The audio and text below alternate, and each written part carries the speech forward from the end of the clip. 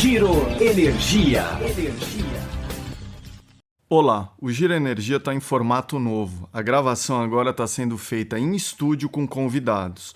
Com essa inovação, o programa pode ser ouvido na sua plataforma de áudio preferida ou agora também pode ser visto pelo YouTube ou pelo Facebook da Econ Energia. Na estreia desse novo formato, a gente vai fazer uma série com 3 episódios sobre as tendências do setor elétrico. Nesse primeiro episódio, a gente vai falar sobre prosumidor, sobre armazenamento de energia elétrica, sobre o novo perfil de consumo e digitalização. Qual esse novo mundo que vai se abrir para o Mercado Livre a partir de agora? Para falar disso, a gente trouxe 2 convidados, o Regis Itikawa, que é Head de Geração da Econ Energia, e o Donato da Silva, que é diretor da Volt Robotics. Bem, eu queria perguntar para você, Donato, como é que é esse novo perfil do consumidor? Ele tem mudado desde 2015? Tem novas, menores cargas chegando ao Mercado Livre? Ele mudou muito do início do mercado lá dos anos 90? Bom, muito obrigado. Agradeço muito aqui o convite e a oportunidade de estar participando aqui da Econ. O mercado no Brasil, né, do jeito que ele foi sendo aberto, o consumidor primeiro poderia escolher o fornecedor de energia, o consumidor que era muito grande, eram grandes indústrias siderúrgicas, né? Indústrias imensas. Né? A gente media em megawatts, eram clientes muito grandes. E agora a gente está começando a medir em quilowatts, os clientes estão ficando pequenininhos. Então redes de supermercado estão indo para o Mercado Livre, cadeias de farmácia estão indo para o Mercado Livre, cadeias de restaurante se juntam e começam a migrar para o Mercado Livre. Então o consumidor ele está ficando cada vez menor, o número passa a ser cada vez mais consumidores, então conseguir entender, né, os hábitos de consumo desses consumidores diferentes e tantos agora, né, começa a exigir também um perfil diferente das empresas. Primeiro, entender comportamento. Esse consumidor novo tem comportamento que varia muito de ramo para ramo. Uma rede de hotel, o pico de consumo é no sábado e no domingo, ou nas férias, né? Ao passo que numa indústria, o pico de consumo é durante a semana, e nas férias ele diminui. Inclusive tem férias coletivas no fim do ano, né? O pequeno consumidor, muitas vezes numa localidade que é mais... vamos supor, litorânea, mais assim de verão, tem um pico de consumo na época do ano. Um pequeno consumidor, uma hotelaria na serra, nas montanhas, tem um pico de consumo durante o inverno. Então esses tipos de comportamento, né, precisam ser entendidos porque cada um tem uma necessidade especial. Os grandes consumidores, aqueles gigantões que iam para o mercado, eles tinham necessidades diferentes? Tinham, mas eles eram bem parecidos. Né? Agora esses consumidores, a gente precisa começar a olhar para cada um deles de um jeito diferente, porque eles precisam de ser atendidos de uma forma diferente, têm necessidade diferente. Aquela ideia de vende uma coisa só para todo mundo, né, não funciona mais. Você tem que conseguir enxergar essa diferença entre os consumidores, perfil de consumo, o jeito que precisa da energia. Por isso que digitalização, big data e inteligência artificial se tornam ainda mais importantes para esses produtos customizados com um consumidor com necessidades diferentes? Essa questão da digitalização, a gente sempre coloca que a digitalização ela é um meio, ela não é o fim. Né? O que a gente precisa ter em mente? O consumidor tem uma necessidade de consumir energia de determinada forma. Como que a gente consegue atender essa necessidade ao menor custo possível? Como é que a gente aproveita o jeito que o sistema funciona para fazer com que ele seja eficiente e atender esse consumidor? Por exemplo, né, se hoje a gente tem um pico de consumo no meio da tarde e esse pico de consumo ele é 40% da média do consumo do dia, né, significa que todo o sistema, tudo tem que ser feito dimensionado, as usinas, as linhas de transmissão, o sistema de distribuição, para aguentar esse pico. Não pode tudo apagar, né, no meio da tarde. Isso é uma coisa que todo mundo entende o pico. O que às vezes a pessoa não pensa é que no restante do dia, aquele sistema todo que foi feito ficou ocioso. Então, como que a gente vende produtos para os consumidores de tal forma que eles consigam até mudar o hábito de consumo, né? Por exemplo, um freezer pode funcionar mais antes desse pico e mais depois, não necessariamente no pico. Fica mais barato para esse consumidor, porque ele sai dos períodos de alto consumo e fica melhor para o sistema, porque reduz a sobrecarga e aí você consegue postergar investimentos e tudo mais. E aí você fala, poxa, mas como é que a gente faz isso? Aí é que entra essa questão da digitalização, entra essa questão de Big Data e tudo. Você, quando tem muitos consumidores, conseguir enxergar esses comportamentos, dar sinal para esses consumidores, para eles reagirem, reagirem, né, e se adequarem e conseguir reduzir custo, é só se você estiver realmente lendo o que está acontecendo tempo a tempo. Toda a parte de telecomunicação é muito importante. Se não tiver a telecomunicação, você não sabe o que está acontecendo lá, então você não consegue interferir, né? E toda essa parte de, olha, então eu consigo segmentar os clientes. Como é que eu segmento? Como é que eu identifico o padrão? Entra com inteligência artificial, né? Aí eu identifico o padrão, como é que eu sei o que eu ofereço para cada um? Você vê o perfil dele, que flexibilidade ele tem, e aí você consegue fazer as otimizações. Entra a otimização matemática, um monte de equação que parece coisa de maluco, mas qual que é o objetivo final? É a gente reduzir sobrecarga, aproveitar melhor o sistema que existe, oferecer para o cliente aquilo que ele precisa a um menor custo. Ele, com menor custo, ele vai ser mais eficiente, vai ser mais competitivo, vai ganhar mais mercado, vai gerar mais emprego. Então a gente consegue fazer o bem, assim, né? Mas a digitalização não é o fim, ela é um meio para a gente conseguir entender comportamento, entender oferta, segmentar cliente, ofertar esses produtos. Então é uma coisa que tem muito detalhe, tem muita coisa que precisa funcionar ao mesmo tempo, né? Então é esse que é o grande desafio agora, é conseguir realmente conversar, né, com os consumidores e eles entenderem isso para eles poderem reagir aos sinais de preço e a gente chegar com a tecnologia para facilitar. Mas a tecnologia nunca é o fim. O fim é o consumidor ter uma conta menor, a gente usar o sistema de uma forma mais eficiente e depois começa a ter outros desdobramentos, que tipo de regras o sistema precisa ter para promover esse tipo de comportamento, né? Regis, você teve dos dois lados do balcão, certo?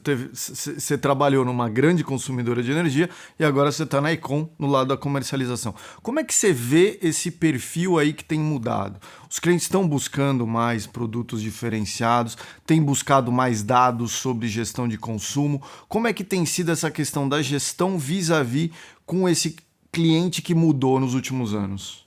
Bom, primeiro queria agradecer a oportunidade de estar com vocês, é super prazer participar desse painel, mas vamos lá então, eu acho que eu concordo 100% com o que você colocou, né? Acho que antigamente nós tínhamos essa condição aí de grandes consumidores realmente aí que consumiam energia por atacado e agora você vê uma movimentação muito grande para esses consumidores menores, né? E até também estive do lado do gerador também, tá, Rockman? Então assim, acabei pegando essa parte, né? Passei pela parte do consumo, passei pela parte da geração e agora realmente eu estou realmente estruturando esses projetos aí para os nossos clientes. O que a gente vê é que há o desejo, assim, eu não tenho dúvida com relação a isso, e não somente pela questão, às vezes as pessoas falam sobre a questão de produzir a própria energia, não, é só redução de custo, não é isso. Eu acho que a questão de você ter aquela previsibilidade, de você saber o quanto que você vai pagar de energia daqui a 5, 10 anos que seja, isso é uma das coisas mais importantes. E você tem ainda essa questão da pegada ESG, né? Que a gente sabe que isso hoje está num foco muito grande, né? Então, você sente uma pressão, seja dos seus clientes, seja da sociedade, em você neutralizar a sua pegada de carbono, seja pela questão de competitiva de custo. A gente sabe que o custo... E quando eu falo de custo, eu envolvo essa parte da governança também. Porque o mercado de energia é uma coisa muito difícil para quem não está no dia a dia. Eu me recordo de quando eu estava do outro lado, para eu poder explicar por que eu pagava, vamos dizer assim, um período de energia, vou chutar aqui, vai, R$200, e depois numa renovação de período, essa energia estava 280, era, assim, inadmissível. Eu falava, mas por que aumentou tanto assim? E o mercado funciona dessa maneira. Nem sempre a gente consegue pegar janelas ótimas, né? Sempre a gente tenta buscar janelas bem, vamos dizer, oportunas para você pegar um preço de energia mais barato, mas tem coisa que não tem o que fazer. Imagina o que aconteceu quem estava no ano de 2021. Esse player realmente sofreu bastante. Como é que ele explicava isso, né? Então, o que a gente vê é que tem muita procura, assim, por esse lado. E acho que até com essa movimentação agora de grandes agentes, grandes players financeiros ajudando na financiabilidade desse tipo de investimento, que eu acho que é o que faltava. Né? Porque, às vezes, o empresário, né, vamos dizer assim, a indústria ela quer investir no produto final dela. Então, se aquela indústria produz pneu, por exemplo, o foco dela é gastar energia e dinheiro com o core que ela entende. E a energia acaba se tornando uma coisa secundária, natural disso. Só que quando eles enxergam que tem a oportunidade de ter essa parceria, de você ter uma parcela desse ativo, né, de você estar junto dentro desse contexto, eu vejo que isso aí está trazendo muito mais players para esse lado aí de produzir, né, o prosumidor, né? É o que realmente ele produz e consome a própria energia dele. Acho que esse é um ponto de destaque aí que a gente faria. Prosumidor, como que a gente vai ver isso no Brasil, Donato? A GD Solar tem criado mais essa figura. A gente vê que as distribuidoras também estão enxergando esse novo, vão ter que enxergar um novo consumidor, porque são obrigadas. Como é que você vê essa figura? Ela vai ser aqui impulsionada principalmente pela GD Solar, pela abertura do mercado em algum momento. A gente vai ver um prosumidor diferente do que a gente vê na Europa, no Japão, nos Estados Unidos. Como é que você vê a figura desse prosumidor aqui no Brasil? Olha, o prosumidor hoje, né, ele cresce assim exponencialmente o número de prosumidores, né? A gente já está com mais de 1 milhão de consumidores que geram a energia, a própria energia. Lembrando que a resolução da ANEEL que criou essa figura é de 2012, Exatamente. aperfeiçoada em 2016. Então é muito recente esse movimento. Não, é muito recente. A gente até fez um trabalho que faz pouco tempo, né, onde a gente mostra no mundo a evolução de 2015 para 2020 da participação de quanto do consumo de energia está sendo atendido pelos próprios consumidores, né? A Austrália é campeão, né? Ela saiu de 4%, chega em 15%, né? No Brasil a gente saiu de 2%, foi para 4%. Então a gente está assim, tá nessa corrida, a gente está crescendo. O número é impressionante, porque é uma curva realmente... A gente não está acostumado mentalmente a isso, né? A algo que num dia é 2, no outro dia é 4, no outro dia é 8, né? No outro dia é 60, né? Ele vai dobrando assim, vai multiplicando por ele mesmo exponencialmente. A gente não está acostumado com isso, né? Mentalmente. A gente está acostumado a fazer regra de 3, né? Se cresceu 3 em um ano, vai crescer 6 em 2. E esse negócio é muito mais rápido. E embora a gente veja isso no Brasil crescendo muito rapidamente, né, a gente vê que a gente nessa corrida assim, mundial tem muitos países que estão muito na nossa frente. O Japão está muito na frente, Estados Unidos está na frente, né, a Inglaterra está na frente. O pessoal está crescendo muito porque, inclusive, a questão da pessoa produzir, né, e consumir a própria energia é uma coisa que já está ficando até ultrapassada, porque hoje em dia a pessoa gera a própria energia, né? Ela consome energia, ela gera a própria energia e as pessoas já estão entrando na gestão da própria energia.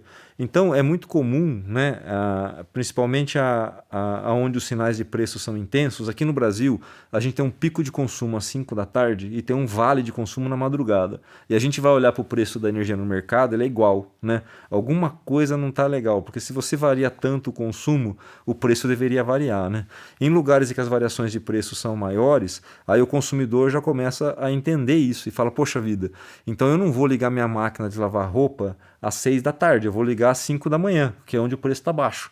Então o pessoal compra timer mesmo, né? Eu tenho um colega que a filha foi trabalhar na Suécia e ela, a primeira coisa era a máquina de lavar roupa liga às 5 da manhã, né? Essas coisas são realidade na vida das pessoas já, né? Quem tem a oportunidade de ter uma bateria e o pessoal está comprando muita bateria, para quê? Para nesse período de pico de preço, o pessoal usa a energia que guardou na bateria. E no período de preço mais baixo, carrega a bateria. Você consegue ter economia.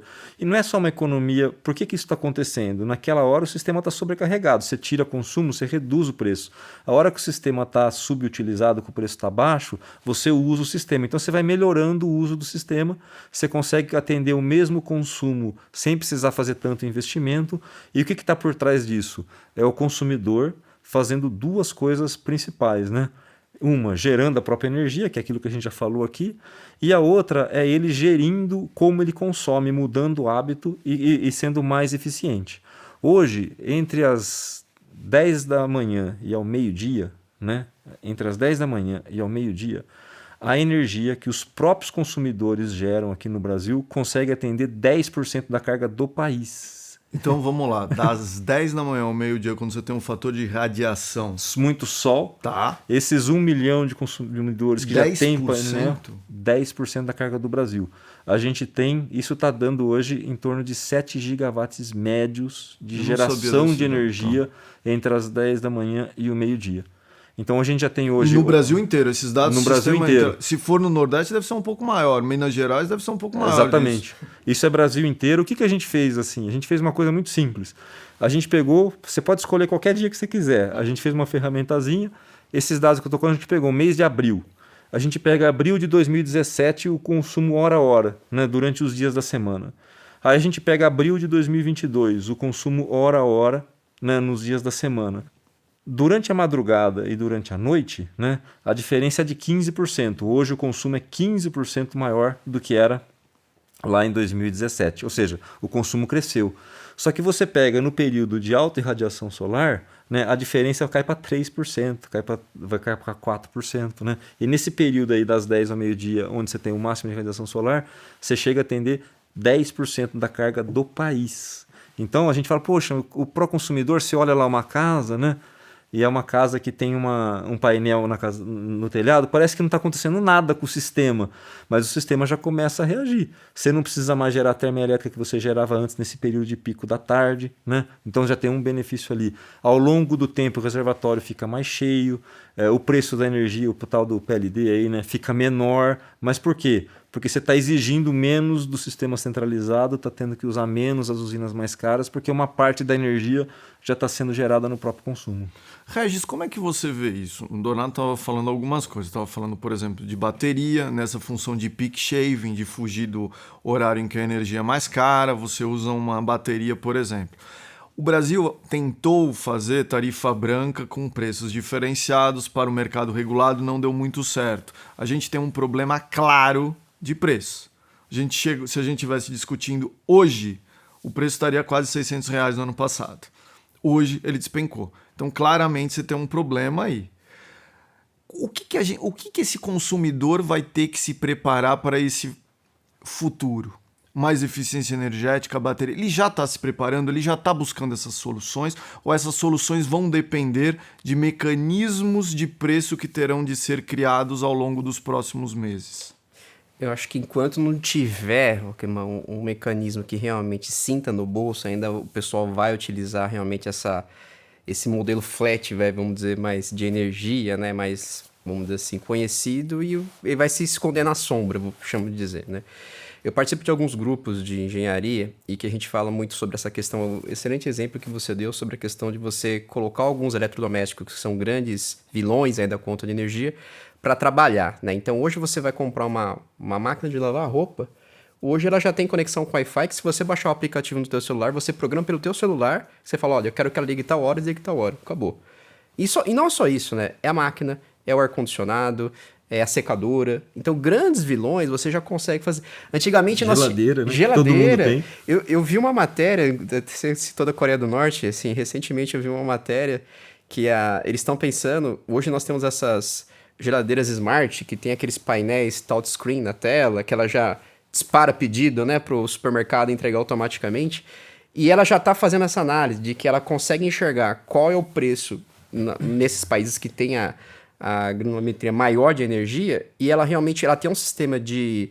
É como se fosse vedação muito melhor do que somente a borracha, né, que a gente chama, né? É um silicone especial que ela realmente não deixa passar todo aquele frio que está dentro da geladeira. Então ela chega a determinada hora do dia, ela para, ou ela fica, vamos dizer, em stand-by, e ela entra realmente em determinadas horas que ela faz sentido, né, vamos dizer, ela está entrando. Então, assim, para o Brasil, eu vejo que ainda é um público muito restrito, né? Hoje você vai ver uma geladeira dessa smart, você vai ver uma máquina de lavar roupa com conexão Até porque Wi-Fi. nós, do mercado regulado, não temos os smart grids. A gente não tem uma rede inteligente e medidores bidirecionais, certo? Justamente. Então, assim, o que eu vejo, assim, é que é uma tendência, sim, mas eu acho que enquanto não tiver uma mudança no modelo de precificação que realmente faz sentido eu partir para esse caminho, eu acho difícil ter vamos dizer assim, acho que uma parcela muito pequena da sociedade vai ter essa boa vontade de falar, eu quero consumir em determinadas horas, né? E o contrário, quando você fala de armazenamento, eu vejo que, assim, eu acho muito difícil, né, você falar, eu vou comprar uma bateria para colocar na minha casa agora, até pelo custo da bateria, que ele é bastante alto ainda, ele não tá barato. Talvez daqui 5, 10 anos ele já se torne mais competitivo. E as empresas também estão nesse movimento bem incipiente, digamos assim, das baterias? Eu vejo, existe alguns pedidos até de consultoria e tudo, que o pessoal quer entender por curiosidade, por questão de sustentabilidade, fala, eu não quero partir o gerador, o gerador me gera um CMO de X, a bateria eu consigo segurar mais. Só que quando vê o preço do custo do Mega, ele assusta. Então ele fala, não. Quanto tá esse custo, você sabe? Não é para agora. Não, a bateria ela tende a se viabilizar e chegar assim em termos de R$150 por megawatt-hora, né? Entre 2025 e 2030. Tá. Então a bateria hoje é uma questão até geopolítica, né? Por quê? Se a gente for ver, mais de 80% das baterias elas vêm da Ásia. né? Então o teu celular está com bateria, a TV está com bateria, a tua furadeira está com bateria, o aspirador de pó está com bateria, né? As câmeras que estão filmando a gente aqui estão com bateria, os carros agora estão ficando com bateria, a gente está colocando os sistemas de eletricidade das casas com baterias, né? Então, de novo, vai ser uma dependência muito grande de muitos poucos fornecedores. Na Europa, eles fizeram uma aliança europeia para fazer uma bateria europeia, pegaram toda a cadeia, desde materiais até a reutilização das baterias, e estão desenvolvendo essa indústria justamente para não ficar na dependência de tão poucos fornecedores. Então essa é uma preocupação já geopolítica, porque a bateria está virando algo da nossa vida cotidiana, assim, que a gente nem está percebendo, né? Se a gente vive no celular, pô, tem uma bateria, tudo tem bateria. Então essa questão da bateria, ela começa a ganhar força, e realmente aqui, como a gente não tem uma tarifa que varia de dia e de noite, né, para as casas, para todo mundo, né? A gente não tem ainda um sistema de medição inteligente. Todos os países que hoje conseguem fazer essa arbitragem, tirar consumo do pico, jogar para o consumo fora pico e tudo, eles fizeram um programa às vezes de 10 anos de troca dos medidores, colocando um medidor que consegue saber quando se consumiu, consegue se comunicar. Com um subsídio ou com um custo adicional para o consumidor que adotaria essa nova tecnologia, não? Então, o que acontece ali é que quando você coloca esse medidor, né, essas coisas precisam ser planejadas de uma forma geral, né?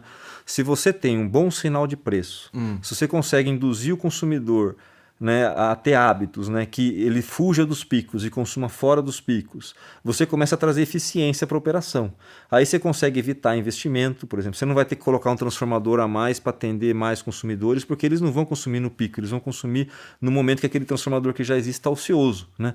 Aí você precisa mudar a regra de remuneração da distribuidora, porque ela não pode ganhar tantos por cento do investimento dela, porque daí ela está incentivada a botar mais máquina na rua. E a gente quer que coloque menos, que a tarifa diminua. Então você tem que pensar em várias coisas ao mesmo tempo. Na regra tarifária, você tem que mudar nos modelos de negócio do setor, né, para que esses incentivos sejam sentidos pelas pessoas, elas mudem os hábitos, e aí o consumo começa a ser mais eficiente. Aí a conta diminuindo, né? A pessoa vai ver a conta diminuir por conta desses hábitos, aí o medidor começa a se pagar, porque ele evitou um outro investimento. Então, um programa de medição tem que estar atrelado a uma boa formação de preço, uma estrutura tarifária, a uma mudança nos modelos de negócio de transmissão, distribuição e geração, para que todo mundo esteja na mesma vibe, né? Vamos falar que nem jovem. Qual que é essa vibe? É de, olha, eu tenho que utilizar o melhor possível, tenho que tirar o máximo do ativo que já existe. Eu não posso estar fomentado a botar mais máquina na rua. Qualquer fábrica quer produzir mais, né, aproveitar da melhor maneira possível as máquinas que ela tem na linha de produção. O setor elétrico, a gente não tem muito essa visão, porque a nossa linha de produção assim, é um negócio espalhado, né, tá pela cidade inteira. Mas a hora que, se a gente conseguisse enxergar o que está acontecendo dentro daqueles fios, daquele transformador que está na rua, daquela subestação, a gente vai começar a enxergar, olha, um equipamento que é utilizado no máximo 2 horas por dia e é subutilizado no restante. Toda essa questão de modernizar o setor é para fazer justamente um uso mais efetivo e que ele seja mais uniforme, e que esses picos são ruins, reduz a vida útil, né? E depois fica ocioso. Então a ideia é, olha, vamos dar sinal para todo mundo, sinal econômico. Então está na hora dos economistas, né, chegarem no setor elétrico, vamos dar sinal econômico para usar bem esses equipamentos. Aí vai precisar de tecnologia, vem a digitalização, vai precisar das pessoas entenderem isso. Então tem toda essa questão do consumidor consciente, ele no centro, ele recebendo esses sinais e conseguindo reagir. E quando as pessoas conseguem entender essa lógica, elas reagem, né? Porque elas, eu não vou usar o equipamento 2 horas e vou ficar com ele lá parado, né? A pessoa já percebeu isso com o carro, a pessoa já percebeu isso com o telefone, já percebeu isso com a internet, está percebendo isso agora com o escritório. Então eles estão vendo que tem muita coisa que você não tem necessidade de ter um monte de dinheiro parado. A gente está com um monte de dinheiro parado no setor porque a maior parte do tempo o equipamento é subutilizado. Dá para fazer melhor, entendeu? Regis, você estava falando que vocês têm recebido algumas análises, né, de pedidos de análise de clientes olhando bateria, mas o Donato falou, a bateria pode ser viável 2025, 2030. Agora, eficiência energética, porque eficiência energética talvez seja o megawatt mais barato que se tenha. Como é que está isso? Tem tido uma procura? Eficiência energética é uma vertente que vai ganhar muito espaço, porque a gente está vendo no contexto internacional guerra entre Ucrânia e Rússia.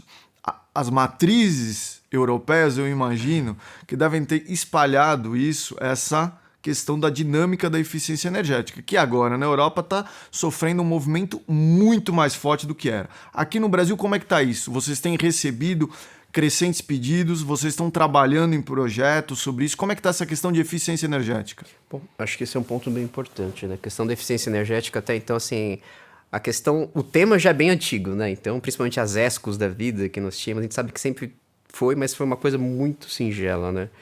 Curiosamente, do ano passado para cá, a gente vê bastante pedido, principalmente em questão de climatização. E acho que não só por uma questão de energia em si, mas questão de regulação também, porque esses gases refrigerantes estão tendo que ter algumas alterações, podem vender até a data X e tudo. E isso a gente, assim, pelo menos a gente enxerga que há uma oportunidade, porque você trocando a máquina, você coloca não só uma máquina mais eficiente, que consome muito menos energia, num sistema, vamos dizer, combinado, mas também uma máquina que acaba, assim, poluindo menos, né? Quando você tem a questão da troca, quando você tem a questão da calibragem do gás refrigerante. Um outro ponto que a gente percebe é que, antigamente, as empresas elas ficavam muito restritas a essa questão de você investir, mas o payback ser muito longo, né? Então, pô, eu vou ter que trocar uma cadeia de motores, por exemplo, de uma indústria. Poxa, às vezes o payback ele acaba se tornando longo. E às vezes as empresas têm um payback meio... Cada grupo tem a sua particularidade. Eu falo, pô, se não der payback em 2 anos, eu não invisto. E não dá payback em 2 anos. Então acabava se deixando. Agora, com o movimento de que você pode fazer parcerias, por exemplo, de deixar um player terceiro investir para você não investe nada. E você vai ganhar não só na redução do consumo, mas também na redução do seu OIM, né, na sua operação e manutenção, a gente vê que está tendo pedido sim. Então, hoje eu percebo que tinha-se um pouco de preconceito com essa questão do investimento de terceiros dentro da sua indústria, e agora parece que o negócio, não sei se foi por causa da guerra ou não, da situação que está todas as empresas aí precisando reduzir custo, e quando eu falo custo não é somente, a gente foca muito em eficiência e energia, mas não, o OIM também, ele é muito custoso pro empresário, né? A gente sabe que tem uma questão aí operacional que acaba tendo, vamos dizer assim, uma parcela bem relevante aí no custo daquela operação, daquele ativo. Então, o que a gente percebe, sim, que está tendo, sim, mas eu entendo que, assim, mais pelo lado de quando o investimento é de terceiros e não investimento do próprio grupo econômico, né, do próprio empresário em si. O que vocês veem agora de novos produtos e soluções que podem ser criadas? A crise hídrica mudou alguns paradigmas e mudou talvez o preço da energia, porque agora a gente está vendo nesse momento mais encargos, os encargos representam mais do que o preço da energia elétrica no Brasil. O que vocês enxergam de novas soluções e novos produtos? A gente vai ter alguma coisa ou vai ter que se esperar o 414 ser aprovado, sancionado para ser criado um novo ambiente? Como é que você vê isso, Donaldo? Depois eu queria que o Regis comentasse isso. A gente vê alguns produtos novos sendo criados, por exemplo, o consumidor realmente falando, olha, eu ir para o Mercado Livre, eu comprar energia de alguém, né, pode não me trazer tanta segurança em termos de custo, né, e de suprimento quando eu gerar minha própria energia. Então essa questão de autoprodutores é uma coisa que realmente está crescendo demais, né? Geradores tradicionais do setor, outros nem tanto, mas que estão entrando agora, sempre fazendo algum tipo de joint venture e algum tipo de associação de parceria com os consumidores. Os consumidores, a energia está atingindo um valor, né, que começa a ser para o consumidor, falar, poxa, eu vou entrar nesse negócio, né? É algo que ficou muito importante para mim.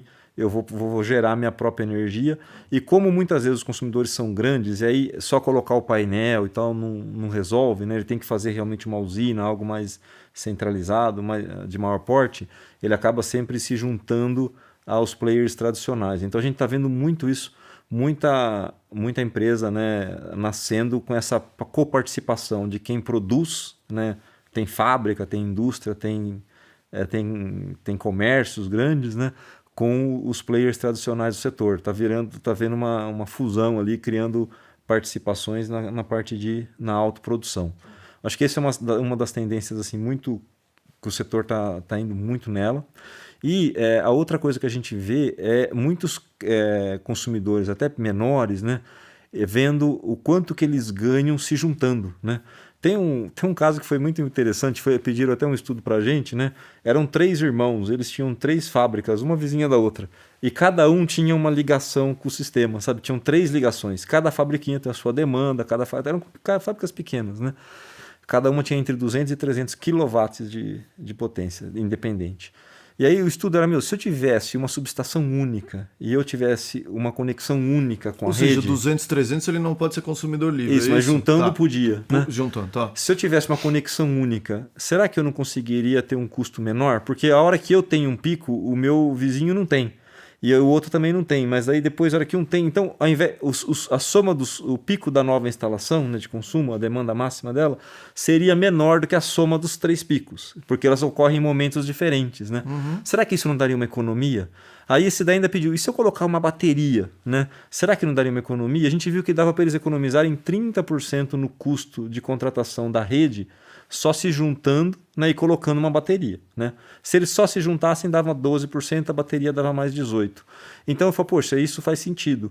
Grandes condomínios falam, poxa, será que não faz sentido? Um condomínio comercial muito grande, ao invés de ter várias ligações, uma para cada loja, não faz sentido eu ter uma única instalação e para dentro a gente distribui a conta? Instala um medidor, que hoje em dia é barato, né? Para cada unidade tem telemedição, você consegue acompanhar o consumo online, aí você consegue... Então a gente está vendo que o que a gente espera que aconteça no Brasil, né, em termos de o consumidor participar, ter informação, ter medição inteligente, tudo, começa a acontecer numa micro escala dentro dos condomínios. Então essa também é uma tendência, e a tendência geral é, olha, tudo aquilo que a gente sozinho, né, faz pior do que fazer junto, vamos fazer junto, e o pessoal está se juntando para isso mesmo, normalmente com essa visão mais quando são clientes comerciais, né, ou clientes industriais.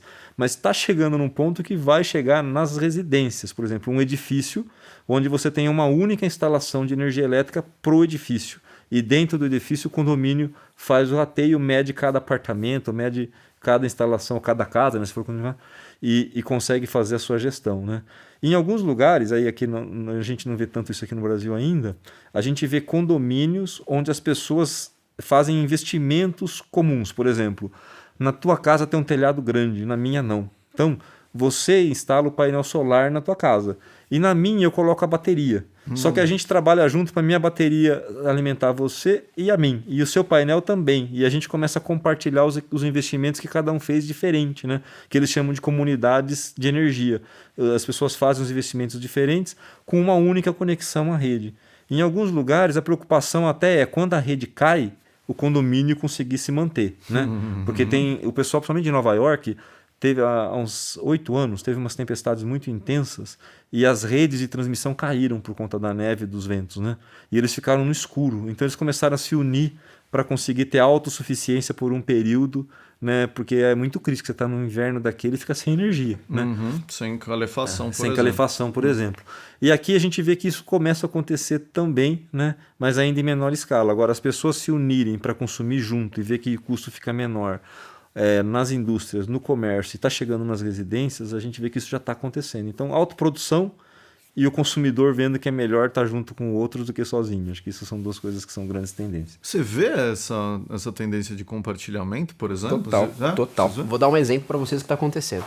Você pega um grande player, por exemplo, que, vamos pegar, ele tem um produto, por exemplo, ele produz um carro, por exemplo, e, assim, ele compra muito bem energia porque ele é uma grande indústria, ele sabe negociar, tem equipe preparada para isso, para realmente estudar, enxergar a tendência e fazer aquela melhor operação.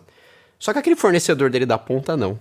Aquele fornecedor pequenininho, aquele fornecedor que às vezes vai vender um item que tem um valor agregado pequeno, ele compra energia muito mal, quem sabe às vezes está até no cativo, né? E pagando o preço da energia que a gente vê que está. Então, o que a gente percebe que está acontecendo? Esses players estão querendo entrar em formatos de autoprodução consorciais e colocar todo mundo dentro. Porque ele falou assim, não adianta eu ter o custo competitivo, sendo que do meu produto final, vamos falar que o consumo de energia para fazer o produto meu seria, sei lá, 8 a 10%. O restante da energia está na ponta, está nos meus fornecedores. Então ele falou assim, não adianta. Então, porque esse fornecedor não tem almoço grátis, ele vai repassar. Ele vai falar, cara, ó, a minha peça custava X, eu tive um aumento de X% aí da inflação energética, que a gente chama, e não tem muito o que o cara discutir. Agora, a partir do momento que ele tem esse conhecimento de quanto o fornecedor dele está comprando energia e que está comprando energia tão bem quanto ele, para ele é muito melhor e traz muito mais competitividade. Então eu vejo que esse movimento que o Donato colocou é, assim, é clássico, está acontecendo e não só em pequeno, não, grande.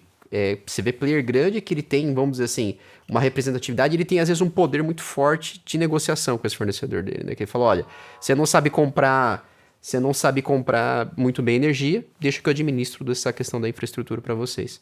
E aí com isso ele também consegue controlar o custo, né? E um movimento que eu vejo, e aí partindo mais até para a questão residencial, acho que o exemplo que você deu sobre a questão do prédio e o Rockman Tech Show, o que pode acontecer de diferente, é o que a gente vê que está acontecendo muito em condomínios, principalmente prédios, né? Que hoje o cara tem o carro dele elétrico, mas ele não consegue carregar. Porque a questão, a tomada do estacionamento é uso comum e não é justo eu pagar a conta do Donato que o Donato tem um carro elétrico, né? Então eu acho que essa tratativa de você conseguir colocar os medidores inteligentes em cada unidade consumidora, eu acho que é o ideal. Você resolveria um grande problema, né? E você compraria energia com certeza mais barato, né? Então acho que hoje a grande discussão nas reuniões de condomínio é essa, né? Põe ou não põe o carregador elétrico, eu não vou pagar a conta dele porque ele tem, então ele que pague, ele que separe, mas como separar isso, né?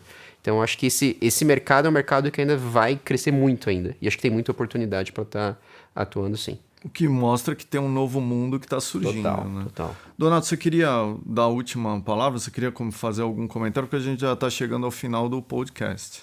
Primeiro, acho que agradecer a oportunidade. Eu acho que é muito importante que a gente consiga enxergar essa questão toda de digitalização, de tecnologia e tudo como um meio e não como um fim, né? A gente tem que conseguir olhar para o setor e ver, olha, como é que a gente vai prestar um melhor serviço, né, para os consumidores. A gente nem deu tempo de falar muito sobre essa questão da qualidade do atendimento, né, das interações com o consumidor. A gente ficou muito mais no aspecto técnico, né? Mas assim, as tendências que a gente vê hoje, por exemplo, a gente vai assina Netflix e desassina a hora que quer, assina Google e desassina a hora que quer. Isso daí é porque esse pessoal tem muita tecnologia por porque trás. Esse tema a gente vai discutir com a GD Solar, que é o próximo episódio do... Então, esse pessoal tem muita tecnologia para cuidar de cliente, então também tem um mundo por aí. Mas a tecnologia sempre é um meio ali, não é o fim. O fim é, a gente tem que conseguir, né, fornecer energia de qualidade, com segurança, renovável, né, e para todos, não pode ser só para alguns, né? Então acho que esse é o nosso grande desafio, e a gente conseguir ter uma operação mais eficiente, né, e dialogar com o consumidor, eu acho que eles vão entender e vão reagir bem a isso. Tem uma empresa nos Estados Unidos que ela vende muito essa questão de comportamento. Ela manda mensagem para você no celular para você não consumir em determinado horário porque vai ter um pico. E ela te paga por isso. Por quê? Porque ela sabe que com aquele pico evitado, quando você não consome, evita o custo de uma térmica que ela teria que pagar. Ela prefere pagar para você 1/3 do valor, você fica feliz e ela também, né? E é muito interessante porque essa empresa está na Califórnia e uma das chamadas era, olha, ajude-nos a acabar com os blackouts na Califórnia. Então falar sobre blackout, sobre apagão, sobre racionamento, de uma maneira aberta e falar para as pessoas o que elas podem fazer para que o custo de uma seca, o custo de um evento severo, de uma tempestade seja baixo, né? E que elas sejam menos impactadas, se isso for bem explicado, as pessoas reagem, né? Então a gente tem um desafio enorme de se comunicar, a tecnologia ajuda a gente a ter informação para saber qual que é a mensagem correta a ser dada, né? Mas a tecnologia é meio, acho que o grande ponto é como é que a gente consegue gerar energia de uma forma mais confiável, mais barata, né? E aproveitando melhor os ativos que estão aí e tendo cada vez um serviço melhor com menos ativos. Acho que o desafio é esse. Regis, você queria... Bom, acho que de maneira bem rápida aí, acho que o que o Donato colocou, acho que é super importante, né? Essa questão hoje de você dar informação, né? Porque não que a energia seja uma coisa difícil, mas é trabalhosa para entender, né? Acho que começa pela nossa conta de energia, para você pegar, para analisar. Tem muita gente aí grande de mercado que às vezes ainda fala algumas borrachas aí. Você fala, cara, não é isso, né? E eu acho que ter essa possibilidade de você mostrar para o consumidor final que foi o que teve um movimento, vamos dizer assim, há 20 anos atrás aí com o Mercado Livre, de se catequizar, de se explicar, eu acho que agora está chegando ao ponto de você chegar no B2C, né, no consumidor final, talvez de uma maneira com linguajar um pouco mais simples, menos técnico, para o cara realmente comprar a ideia e, assim, assinar embaixo do que ele tá fazendo, né? Falar, putz, olha, eu entendi. E não por uma questão de movimento manada, né? Não, eu tô fazendo porque todo mundo tá fazendo. Não, ele tem que entender. Fala, por que eu tô fazendo isso, né? Então, acho que com relação a essa questão da informação, exemplo que você deu, acho que aí dos grandes players aí da área de tech, né? Como você falou, Netflix, você vê Amazon, por exemplo, o cara, ele tem toda a informação do cliente. Então, hoje, quando você aceita tudo aqueles aceito, acho que poucas pessoas param para analisar o que... Eu sou um mesmo, que às vezes eu vou dando aceito e concordo, né? Mas tem muita coisa que tá capturando sua informação. E eu acho que um jeito da gente poder dar essa qualidade de informação para ele é ter acesso à informação dele, né? Então, a gente tá falando muito essa questão hoje de web 3.0 agora, né? Então, acho que é a questão de você ter o teu direito da tua informação. Isso aí tem valor. Então, hoje, quando você aceita e você sabe o perfil daquele teu cliente, como é que ele consome energia, se o cara é um bom pagador, aquilo é um valor. E eu acho que isso aí é uma coisa que realmente vai começar a pegar agora para o futuro, né? Que é o que realmente a gente fala sobre essa questão da Web 3.0, né? Bem, vamos ver. O setor elétrico está cheio de desafios e, como se sabe, né, não se morre de tédio no setor de energia elétrica. Bem, a gente chegou ao fim do podcast. Esse foi o Gira Energia, o podcast patrocinado e desenvolvido pela Econ Energia. Até em breve.